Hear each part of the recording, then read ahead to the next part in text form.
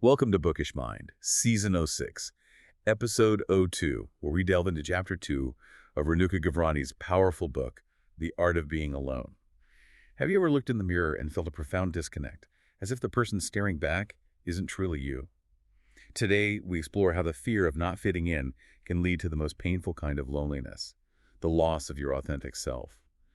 So yeah, this is our deep dive into Gavrani's insights. We're really going to unpack this chapter.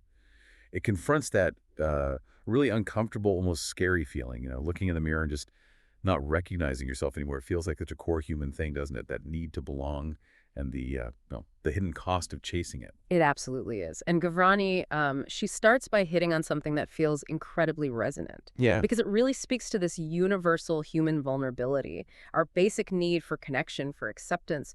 She kind of sets the stage for why this internal disconnect even happens. She talks beautifully about the societal pressure that we're all like swimming in, how from a really young age, we're sort of subtly taught, conditioned maybe, to think validation comes from outside. Right. Like if we just act right or do the right thing. Exactly. Someone, somewhere will give us that, magic stamp of approval. And underneath all that is this really deep fear of seeming weird or even worse, feeling unchosen, which is just this primal fear that, like the author points out, often starts way back in childhood, long before we even know how to talk about it. Okay, so let's unpack that a bit more. The author points to this core driver for what she calls self-abandonment. And it is that primal fear, isn't it? The terror of being seen as a weirdo or, like the source says so poignantly, someone no one chose. It's almost like childhood is this, I don't know, unwitting training ground, setting us on this path where we slowly, almost without noticing, start compromising who we really are. Yeah. You think about it, right? That kid who always eats lunch alone or the one picked last. Yeah, they become like this cautionary tale in our young minds. Nobody wants to be that kid. Exactly. And the way this fear works, well, it's pretty insidious.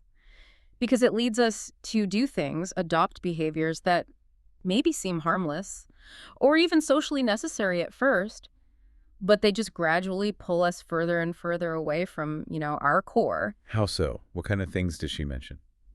Well, to avoid that weirdo label, we start doing things that are actively, well, not us.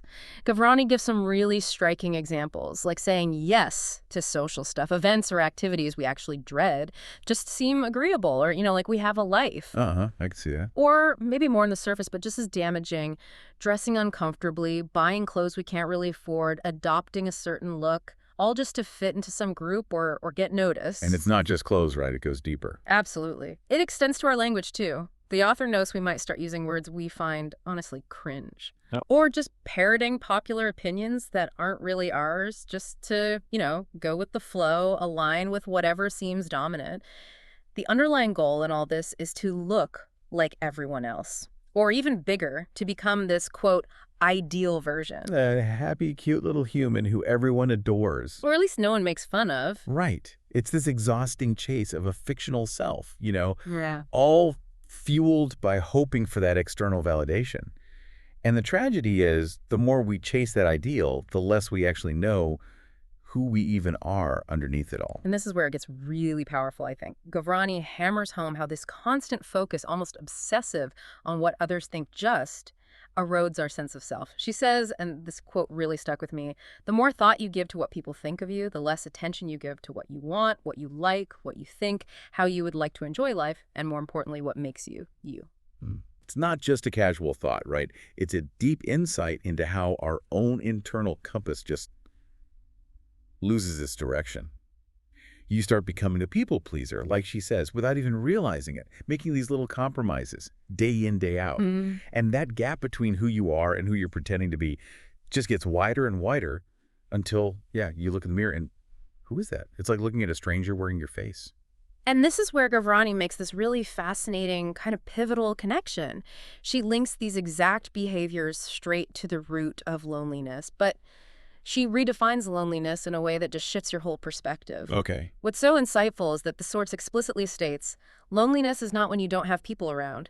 Loneliness occurs when you cannot find yourself inside you.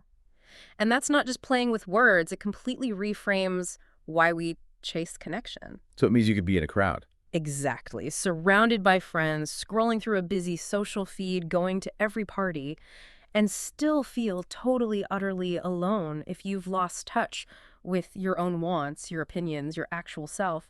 It kind of reminds me of some of the stuff you hear now about the paradox of connection online, more friends than ever, but feeling less truly seen. That is a powerful distinction. Right. Wow. So it's not physical isolation. It's this deep internal emptiness. Gavrani calls the loss of your real self the worst kind of loneliness, which makes sense now. It's that really heartbreaking irony.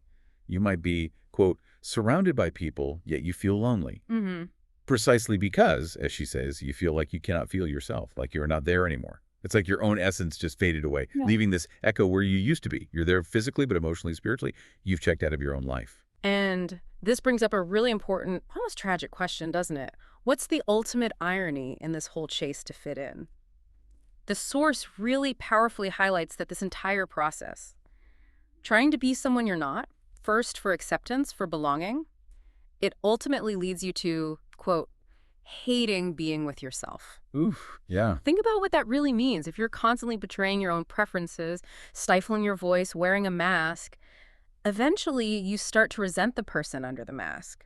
And Gavrani asks this crucial question: how can anyone love to spend time with a person who hates spending time with themselves? Right, if you can't stand your own company. Exactly. If you can't accept or love yourself, if you find being alone with your thoughts unbearable, how can anyone else truly connect with or accept or love the real you?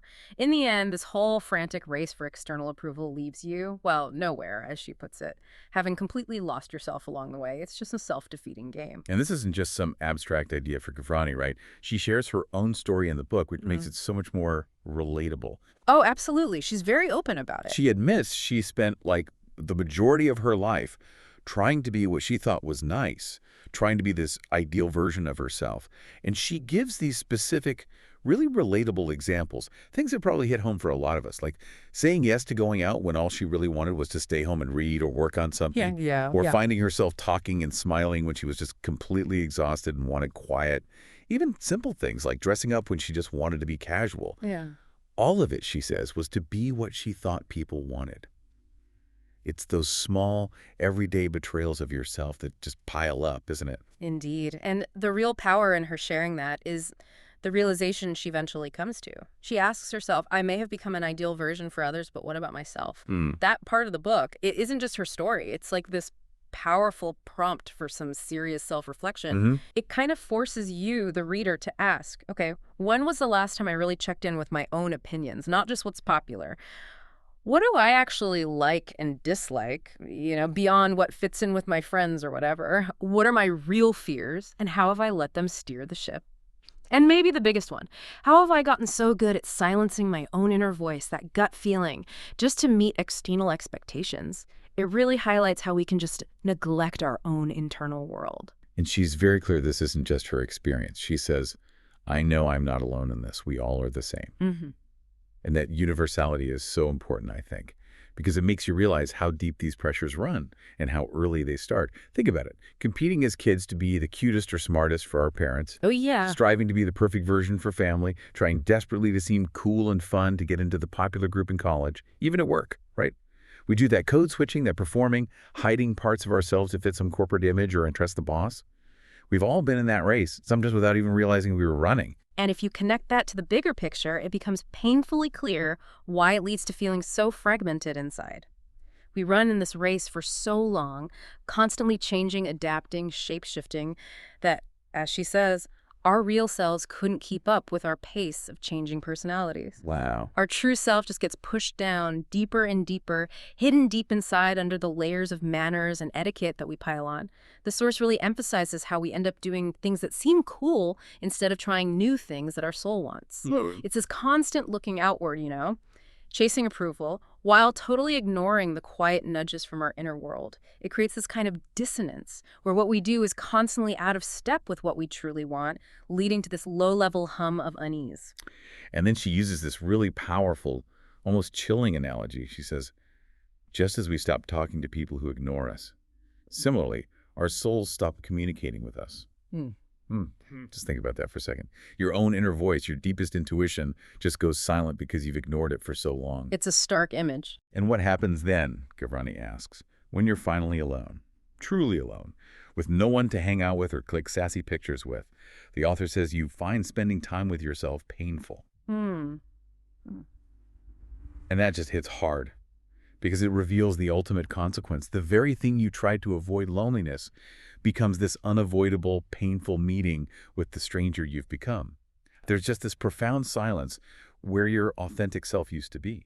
And she explains exactly why that time alone becomes so excruciating. It's, quote, because there is so much hidden that if you sit down to uncover the layers, years will go by, but you wouldn't be able to find the real you. Just imagine the sheer weight of all those suppressed feelings, unexpressed desires, ignored instincts. It's like this overwhelming backlog of inauthenticity. Yeah. And this builds to that incredibly poignant quote, a real gut punch for anyone who's felt that kind of loss. There are some days when you miss yourself more than you have ever missed anyone else. It's like grieving for a self you systematically abandoned, recognizing that the most important relationship, the one with yourself, has just withered away. What's also really effective, I think, is the author's humility. She says up front, look, I'm not a psychology expert, not a therapist, but she knows what goes inside a human's heart. Right. It makes it feel very grounded. Yeah, and it just reinforces that insidious trap we all fall into so easily. Constantly trying to please others, ignoring what we're really feeling because, well, like she implies, who has time for that? Yeah. Or maybe who even dares to admit it? We avoid things that might bring us genuine joy because they seem old school or not trendy or just not what other people think is cool enough to post about. It's this relentless cycle of self-denial. Ultimately, as Gavrani really powerfully conveys, the burden of that inauthenticity just gets heavier and heavier every day. Every suppressed feeling, every performed emotion adds to the weight. Your own images become blurry, she says, such a vivid way to describe losing sight of who you really are. And because of that, it becomes painful to take a look deep inside yourself. Because the person looking back, it's this distorted reflection of the self you've lost touch with. That internal mirror gets all clouded with resentment, maybe regret, making real self-reflection feel almost unbearable. It's a stark warning, isn't it? Right. A really vital one. But it also offers some hope. The author explicitly says, I have made these mistakes and I don't want you to do that. And that admission really sets the stage for what she plans to cover next in the book. She promises to discuss how you can become more you, which will help you turn your alone time into solitude. Right, moving from painful loneliness to peaceful solitude. Exactly. So here's the thought to leave you with. If the deepest loneliness truly comes from losing yourself, what's one single step, maybe even an uncomfortable one, that you could take this week? Just one small step to start rediscovering the why you that's maybe buried under all those layers of expectation. Could it be saying no to something you really don't want to do? Or finally picking up that hobby you secretly loved but felt was silly? Or maybe just spending 5 quiet minutes really listening to your own thoughts without judgment? And how might that one small act of reclaiming yourself begin to change your relationship with yourself and eventually maybe transform your time alone from something painful into a source of peace, into real solitude?